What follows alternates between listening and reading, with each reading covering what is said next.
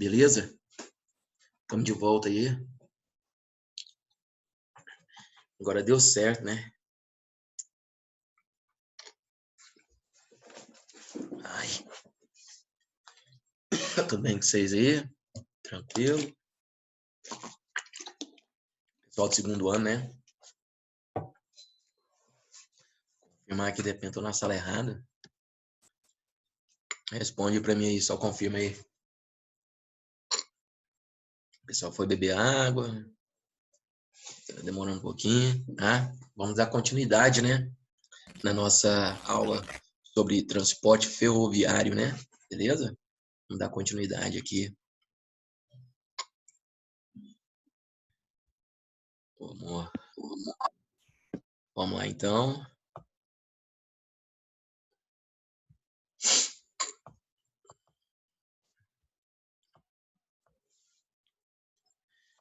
Transporte ferroviário. Apareceu a imagem para vocês aí, não apareceu? Vamos lá. Transporte ferroviário, transporte ferroviário.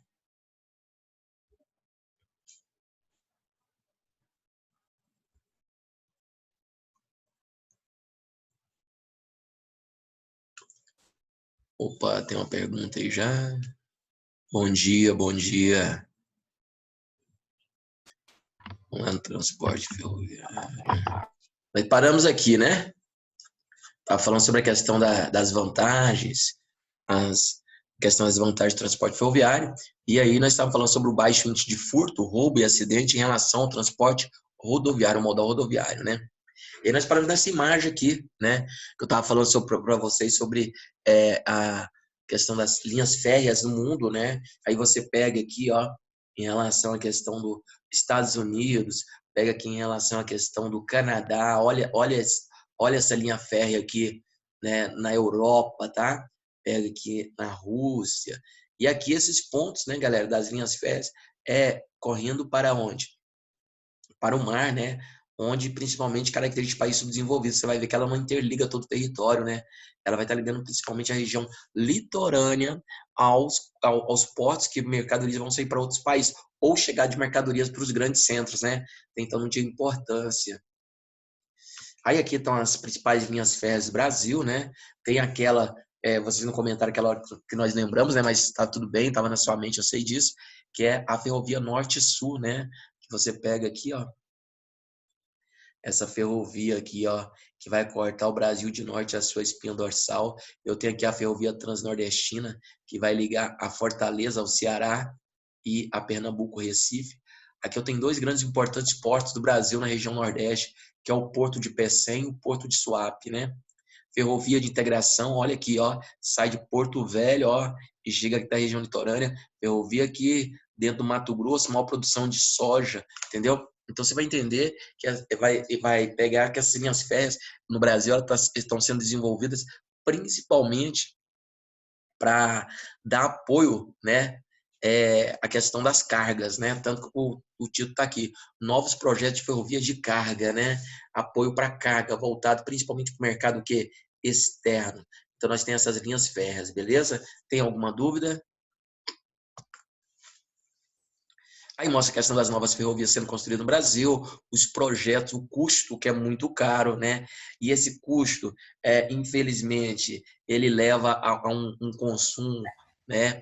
A um consumo de verba em grande escala. E o pior de tudo que essas linhas férreas estão sendo construídas não é para dar apoio para a produção de alimentos no mercado interno, mas sim mercado externo, né, galera? Ou seja, não vai atender a toda a população brasileira. É gasto com dinheiro público de toda a população, mas para beneficiar uma pequena oligarquia, um pequeno grupo, né, que produz, que ganha muito lucro, né, porque soja é mercado externo, pecuária é mercado externo também, né, laranja, feijão, tudo isso aí, beleza? Tudo mercado que externo, tá? Beleza? Aí mostra, né, essa linha da ferrovia transnordestina aqui, ó, ligando o que a Fortaleza ao Porto de Pecém e ao Porto de Suape, né? Essa transnordestina, a importância dela de produção, né, de transporte de carga para o mercado que externo, tá?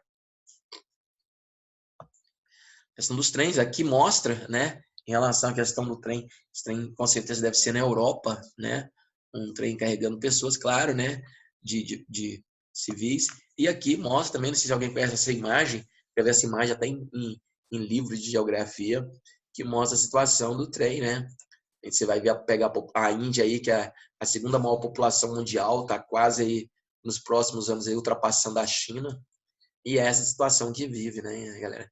Não é muito diferente do transporte público do Brasil e também o transporte público de Goiânia, né? Que é um pouco relacionado à nossa realidade, essa, essa questão aí do transporte de pessoas. Essa foto é real, viu, galera? Essa foto não é mentira, não. Não sei se eles prepararam para fazer essa foto, né? Vamos subir todo mundo fazer uma foto aqui. Eles estão preparados, né? Uma live não, uma fotinha aí para colocar, mas realmente essa foto é real. Essa quantidade de gente aí. Mas não é diferente do transporte público brasileiro, que está tudo lotado também dessa maneira.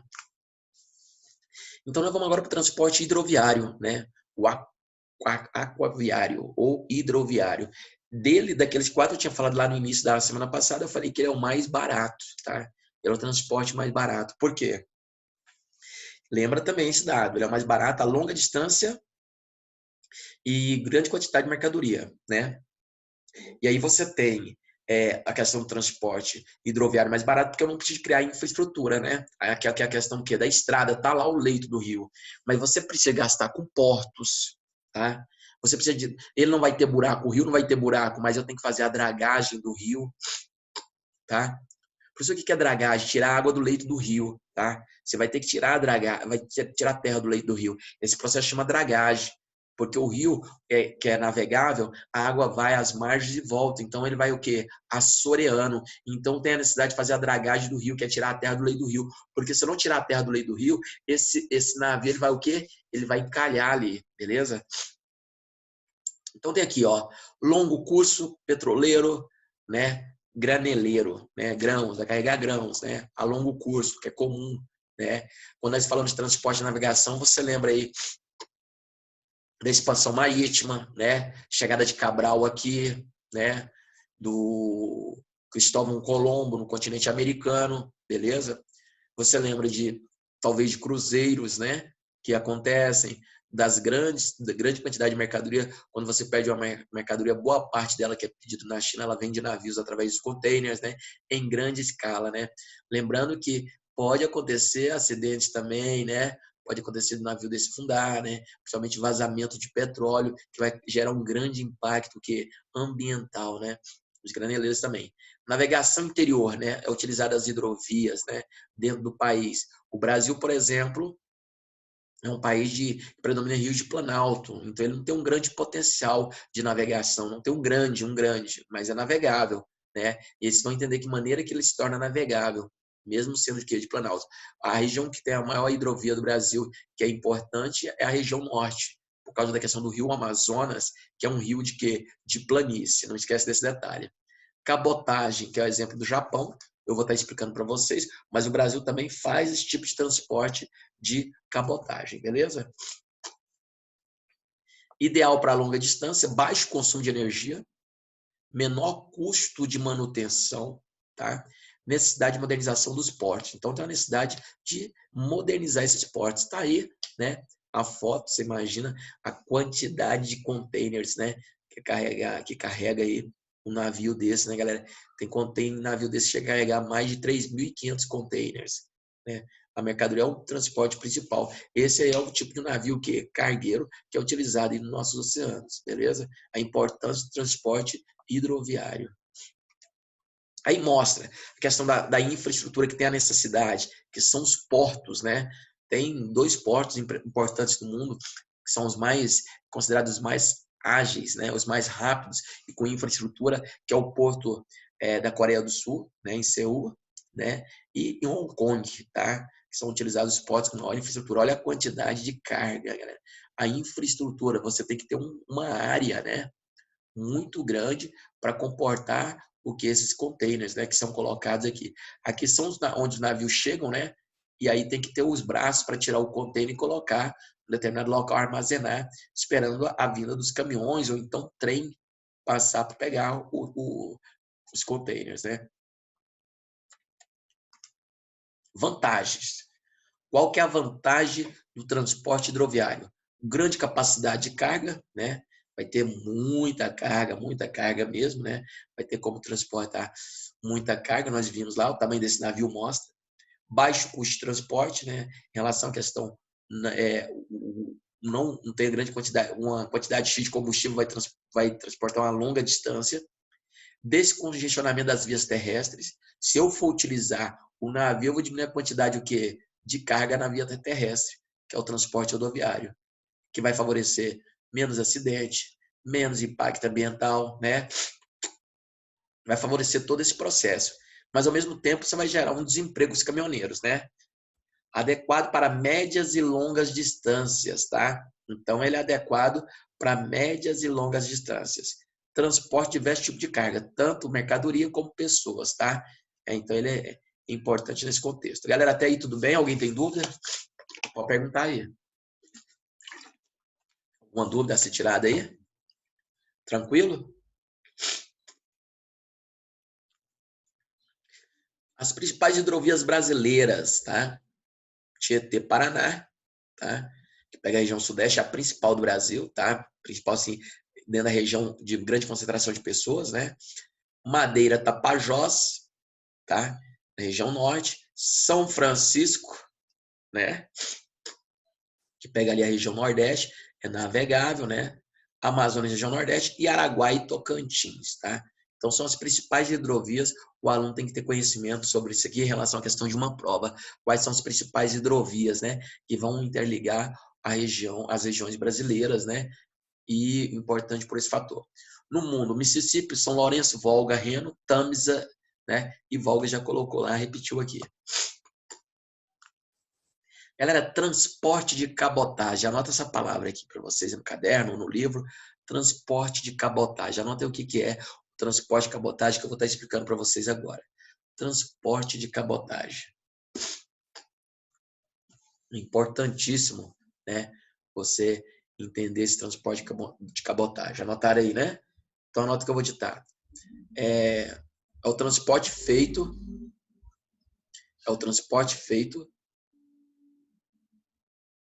por via marítimo dentro de um país. Por via marítimo dentro de um país. Ou seja, o que acontece? Essa região litorânea aqui, o mar, é território brasileiro, entendeu? Então, ele é feito por via marítima dentro do país. Então, se aconteceu isso, é um transporte de cabotagem. Então, vamos supor, sai aqui do Maranhão e vai aqui para o Rio Grande do Sul, mas só que ele vai por via marítima aqui, ó. Pega a mercadoria, coloca no navio, o navio faz essa viagem aqui, ó, dentro do território marítimo brasileiro. Então, você tem aqui um transporte de cabotagem, beleza? Sempre tem que correr dentro do mesmo país. Eu tenho que sair de um ponto do país e chegar em outro ponto dentro do mesmo país. Se eu sair do Brasil aqui e for para o Panamá, já não é de cabotagem, beleza? Então tem aí o transporte de cabotagem. É o transporte feito por via marítimo dentro do país, beleza? Então está sendo feito dentro do país. Então tem o transporte de cabotagem. Tem dúvida? Tranquilo isso aí? Alguma dúvida aí? Alguma pergunta? Manda para nós aí, para nós vamos tentar responder para vocês. Transporte e cabotagem. Mandou, né? Fechou? Beleza. Beleza. Vou mandar para frente aqui. Galera, hidrovias navegáveis, né? Eu vou mostrar aqui para vocês. Deixa eu só desaparecer para mostrar aqui. Olha aqui. Você vai ver aqui boa parte da região que é amazônica, até mesmo porque o rio Amazonas, ele é um rio de planície, o rio Amazonas, tá? Aqui, ó, Tocantins, Araguaia, tal. E aí você vai ver que aqui na região centro-oeste tem uma dificuldade de encontrar rios navegáveis. Isso se deve por quê? Porque por ser uma região de planalto, beleza ou não? Por ser uma região de planalto. Olha aqui, ó. Mas mesmo assim, vocês vão ver agora há pouco a questão que a engenharia, ela desenvolveu de tal maneira que ela favorece aquelas áreas de rios de planalto, onde o rio de planalto não é navegável, se tornar navegável com a questão da engenharia da eclusa. Vai utilizar a eclusa aí, né, que são os grandes elevadores hidráulicos, para fazer esse processo de navegação em locais onde temos rios de planalto, beleza?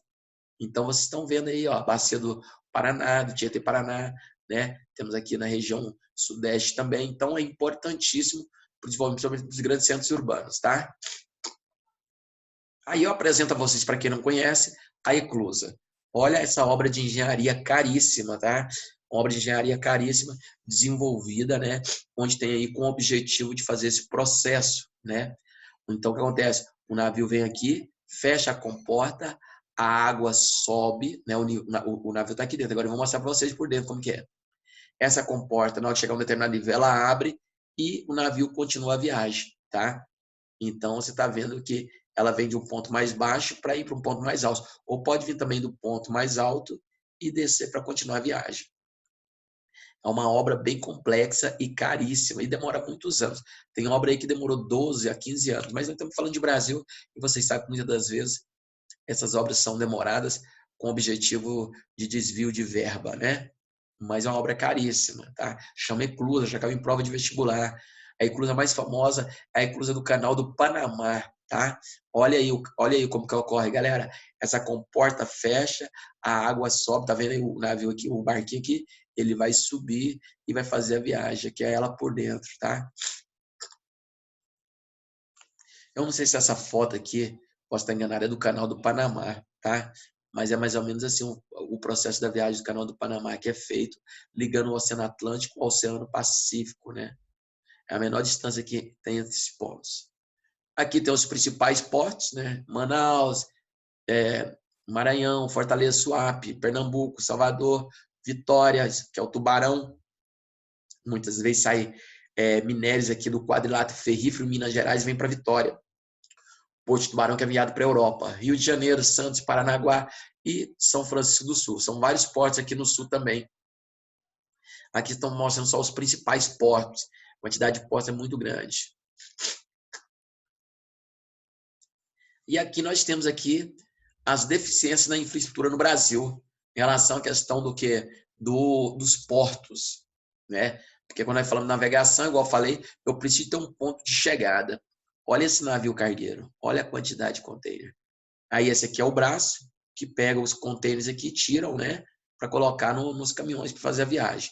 Então, as principais deficiências na infraestrutura do Brasil, dos portos, são inadequação física das instalações, né? Elas muitas vezes são colocadas em pontos o que inadequados, né? Em pontos que não são pontos estratégicos, né? Que vai gerar vários problemas.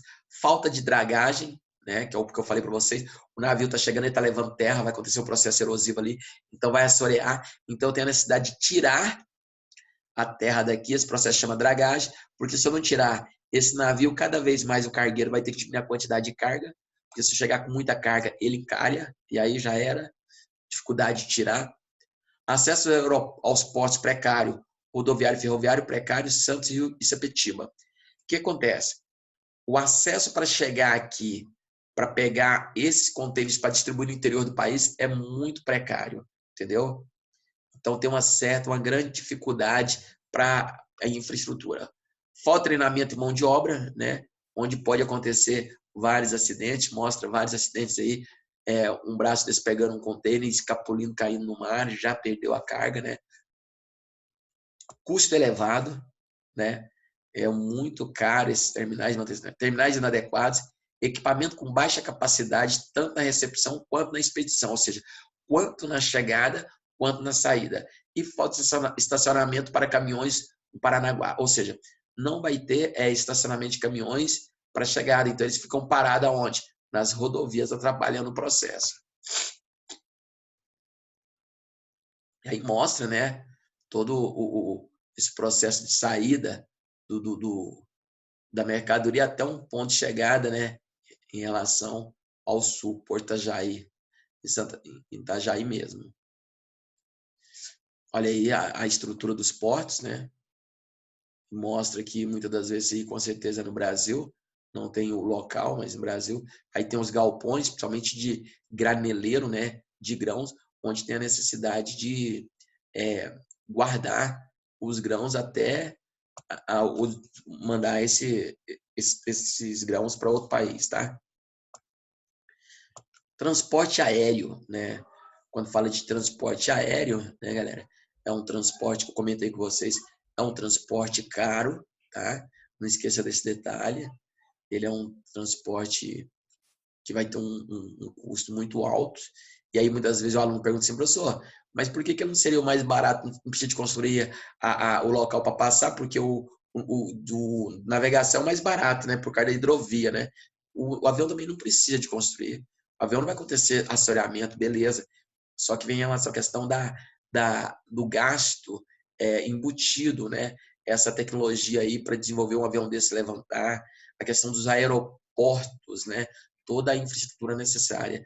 Lembrando, dentro do nosso contexto que nós estamos vivendo hoje, é uma das áreas que estão vivendo uma crise muito forte, né?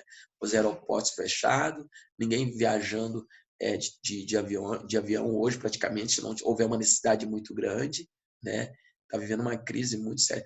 Fora o transporte aéreo de carga, né? Que aí já tem uma importância nesse exato momento, né? Mesmo sendo caro, mas em relação à questão da rapidez, a necessidade, tá? Porque lembra que ele mesmo sendo caro, tem momento que ele se torna viável. Que momento que ele se torna viável? A questão de rapidez, né? Rapidez e a questão da distância, né? Então, para percorrer um local muito distante, ele é mais rápido, mas ele é mais caro. Em relação à questão também do que você vai transportar, talvez é um produto de grande valor, necessita de uma grande segurança. Então, você vai utilizar o transporte o quê? Aéreo. Nesse momento, ele se torna viável mesmo sendo caro.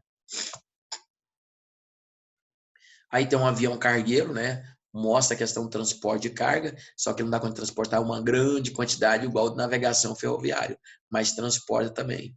Isso é um avião cargueiro, né? Um avião com toda estrutura diferente, claro, né? Um avião cargueiro, não só a estrutura do avião, mas também há uma necessidade de estrutura dos aeroportos, né? Para esse avião que está carregando uma carga muito pesada. Tipo de transporte, né? O helicóptero e o avião. Todas as cargas, embora limitações em relação ao marítimo, né? Então tem todas as cargas, carrega também, embora com menor quantidade em relação ao marítimo, beleza? Então nós temos aí, eu não sei se vocês sabem, o helicóptero foi utilizado pela primeira vez na Guerra do Vietnã, tá? Então vai ser utilizado o helicóptero em guerra e você vê esse helicóptero hoje sendo utilizado em grande quantidade, né? Nos grandes centros urbanos, meio de locomoção na cidade, em relação à questão da cidade de rapidez e fator também de segurança, principalmente os grandes centros, onde tem grande quantidade de congestionamento. Então, quem tem dinheiro nesses locais, os grandes empresários, eles não andam por terra, eles andam pelo ar, né? Então, tem a questão da segurança e a questão da rapidez, beleza? Isso aí? Então, nós temos aqui em Goiânia também, era comum, antigamente, quando passava um helicóptero, o pessoal saía para ver. Hoje, não tem mais praticamente isso. É muito comum nós vermos um helicóptero aqui em Goiânia sobrevoando, não só da polícia, mas helicóptero do bombeiro, helicóptero da área da saúde, mas helicópteros aí, é questão de resgate, você já viu aí, muitas das vezes, vem o helicóptero do bombeiro para salvar, do SAMU, e helicópteros também, tem até helicóptero de plano de saúde, né, galera? Tem helicóptero aí para fazer esse apoio, né? Mas não é qualquer plano de saúde, não, e tem que saber qual o plano de saúde que entra o helicóptero também, tá? Não é qualquer um, não. É importante lembrar esse fator. Opa, tem uma pergunta que parece. Deixa eu abrir aqui. Da imprensa, boa lembrado, né? Da imprensa, certinho. É muito comum, né? Aqui, somente de São Paulo, da Bandeirante, da Record, da Globo, tem o chamado Globocop, né? Tem o da Record lá, Bandcop lá. Nem sei se chama Bandcop, eu que inventei isso aqui agora. Então, nós temos helicópteros lá do Datena, do BAT lá, para dar o apoio, né? E passar informação com esses meios de transporte aéreo, né? Que é muito comum. E muitos civis também, o cara rico aí tem helicóptero em Goiânia também. Todas as cargas, embora limitações, vantagem, rapidez, entrega urgente, né? Principalmente questão de transporte de órgãos, né, galera? Porque ele tem um período que pode ficar fora do corpo. Então, muitas vezes é feito através de transporte o quê? transporte aéreo. Eu não sei se eu falei para vocês, tem o táxi aéreo também, né?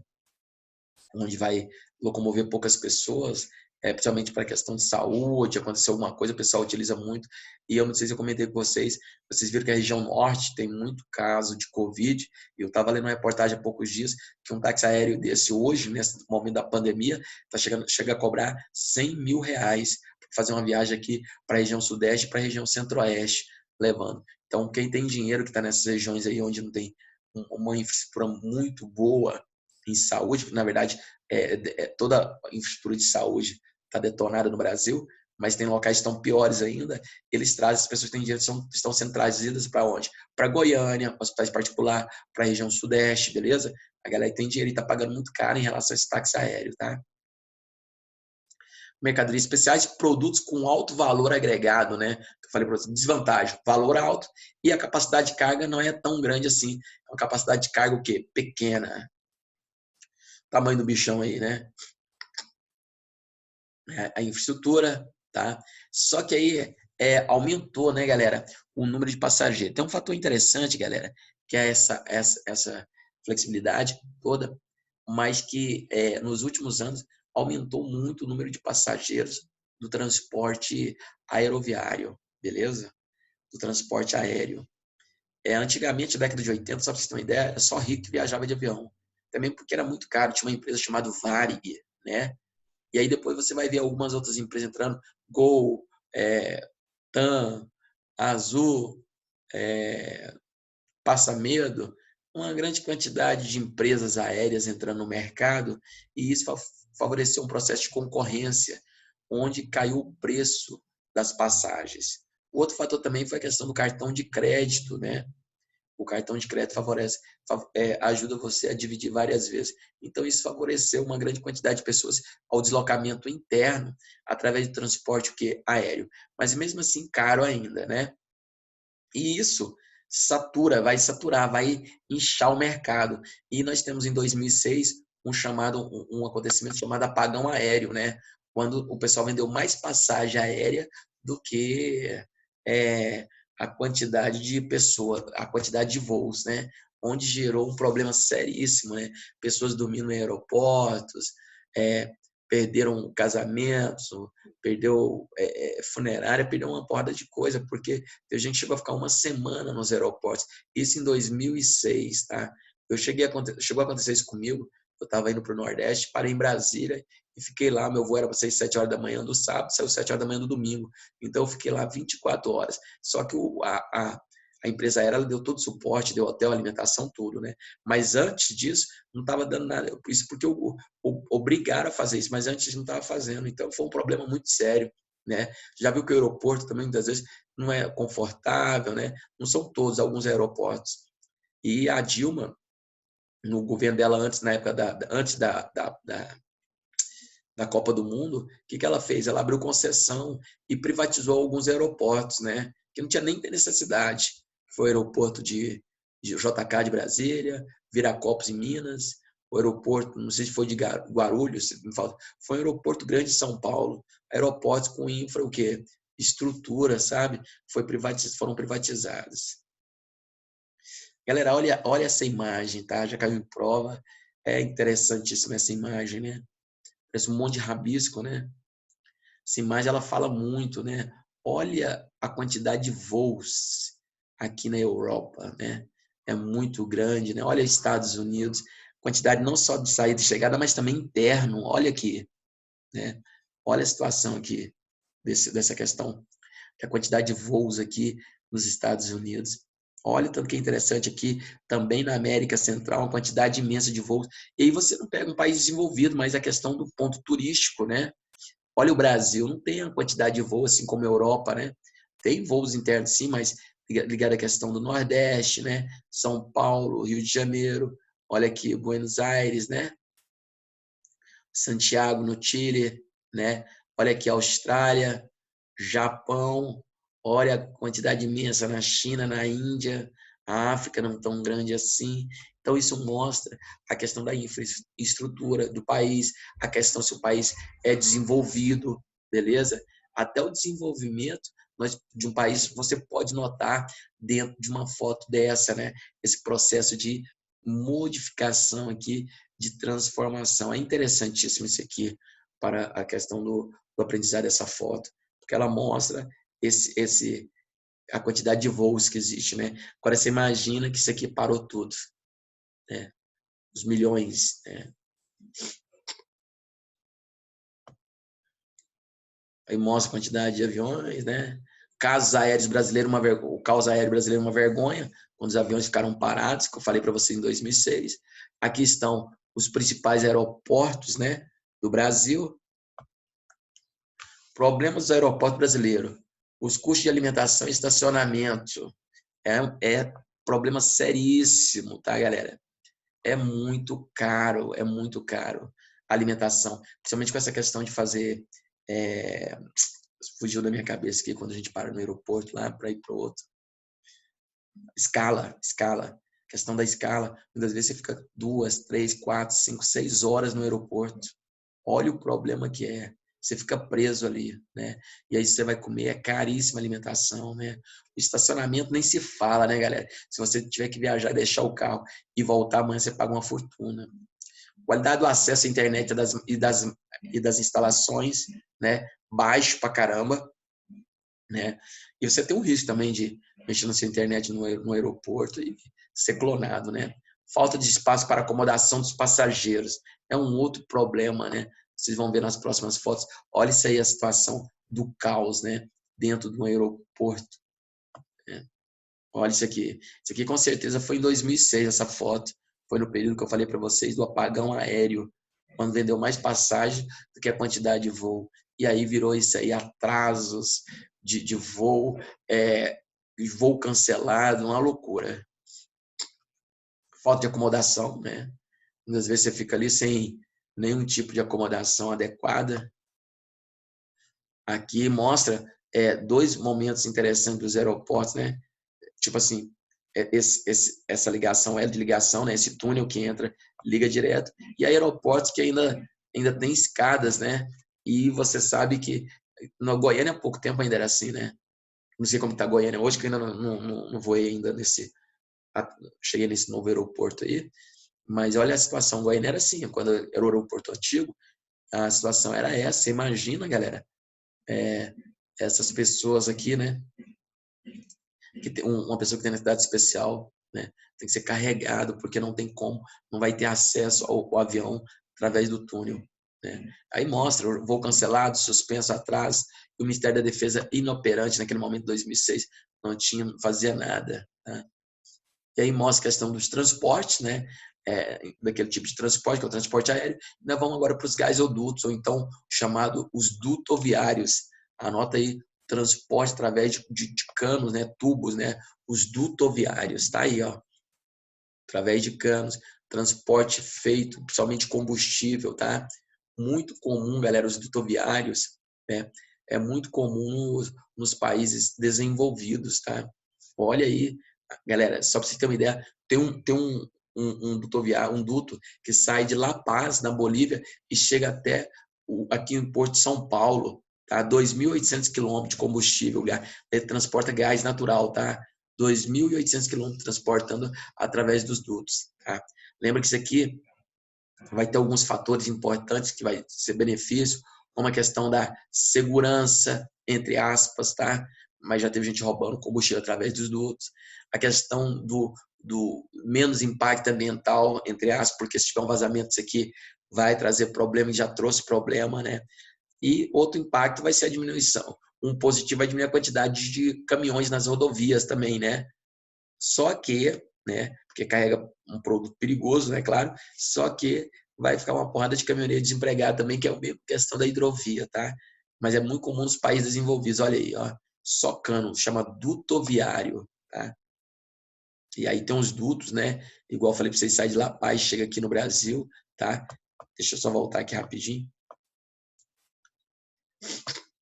Perdão. Olha aqui, ó. Aqui já pega ele, né? Gasoduto de transporte, olha aqui, ó. Bolívia. Ó, chega aqui o Porto Santo. Olha aqui, utilizando. Olha os dutos sendo utilizados aqui, ó. Tá? Olha o duto. saindo de São Paulo. Desculpa. Ixi. Amém. Chegando até aqui, ó. Aqui não coloca, mas chega senador Canedo, sai de São Paulo, chega até senador Canedo, os dutos. Amém, amém. Obrigado, Júlia. Então, nós mostramos a questão do duto. E o último, né? Depois dos transportes, vem a questão do quê? Da comunicação, né? Da comunicação, o meio de comunicação que está ligado ao transporte, o desenvolvimento da indústria, né? Você tem aí, em grande escala, tal exemplo aí, somente da internet. Então, mostra alguns dados, né? Como eu havia dito para vocês, muitas vezes a mídia fala assim, utilize, fique em casa, vai ver televisão, vai ver filmes, né? Você vai assistir através da internet, mas nem todo mundo tem acesso, né? Nós estamos no mundo aí, nós estamos em 2020, século 21, mas nem todos têm acesso à internet, tá? 1995, 16 milhões, acesso à internet, né? 2011, 16 milhões, pulou para 3,4 milhões de usuários da internet. Ainda mais com esse negocinho que o pessoal entra na mão, que é o celular, que favorece em grande escala, né? Imagine vocês se não fosse a internet, né? Em relação à questão das aulas. Usuários de internet no Brasil, né? 2008 para 2014, olha o aumento que houve, né? Mas ainda assim, o Brasil tem uma das internets mais caras do mundo. Olha o problema, né? Tem um aumento do uso da internet, mas ainda a internet mais cara. E é o principal meio, galera, sem sombra de dúvida, o meio de comunicação hoje, né, cara? A internet, não só de comunicação, mas também de vendas, né, de produtos. Você também expõe você ali, né? Mas tem que tomar muito cuidado, que ali você mostra muitas vezes quem você é, né? Em relação, eu falo em contexto, você tem que ser realmente mesmo. Mas ali muitas vezes você mostra quem você é, ou você também não mostra quem você é. Uma empresa hoje, com certeza, quando ela vai contratar uma pessoa, ela busca você nas redes sociais, na internet, né? O seu nome completo. E ali ele vai ter acesso a todo, praticamente quase tudo quem você é realmente, né? Aqui mostra, né? A internet no Brasil ultrapassa 100 milhões de usuários, 100 milhões. Então nós temos uma população de 220 milhões, mas ainda é pouco, metade, né? Mais um pouco da metade. E mostra todo mundo que está ligado, né? Todo mundo ligado à internet, à comunicação, né? Ao mesmo tempo, essa questão dessa internet, meio de comunicação, ela afasta as pessoas, né? Faz com que boa parte da pessoa viva no mundo virtual, onde você se comunica dentro de casa através do celular, próximo da pessoa do seu lado, você está comunicando através do celular. Então, tudo isso tem que ser levantado, né? Tem aqui, o Brasil registra aumento de 55% de acesso à internet à banda larga. A internet no Brasil ultrapassa 100 milhões de usuários, aponta Ibope, né? E aí tem a questão do uso de maneira o quê? De maneira adequada, de maneira correta. Ó, tem um helicóptero passando aqui. Tem de maneira correta, né? Ter o uso de maneira negativa, né? Isso aqui está sendo uma ferramenta útil, né? Vital para o nosso desenvolvimento em relação à questão da educação, né? Hoje, senão não teríamos esse contato, né? E sabe que também, talvez muitas das vezes, não tenha. Você viu aí em relação à questão do Enem aí, tá vendo aí o comentário aí, e um dos fatores está ligado é que vai ser, segundo eles, né, o meio vai ser desleal a questão do momento do Enem, né? Muitas pessoas não têm um acesso, então, infelizmente, seria desleal. Alguns tiveram conhecimento, tiveram estudo, outros não. E aí tá ligado? Pessoas que não têm internet, pessoas que não têm um acesso à internet, pessoas que a internet é baixa. Tudo isso favorece o desenvolvimento do ensino e da educação, infelizmente, tá? Vamos parar por aqui, galera. Se alguém tiver alguma dúvida, manda aí. Nossa aula vai acabar menos de 1 minuto. Na próxima aula, nós vamos continuar em comunicação, beleza? Não esqueça, vou estar buscando o livro também para estar trabalhando com vocês na próxima aula, beleza? Alguma dúvida?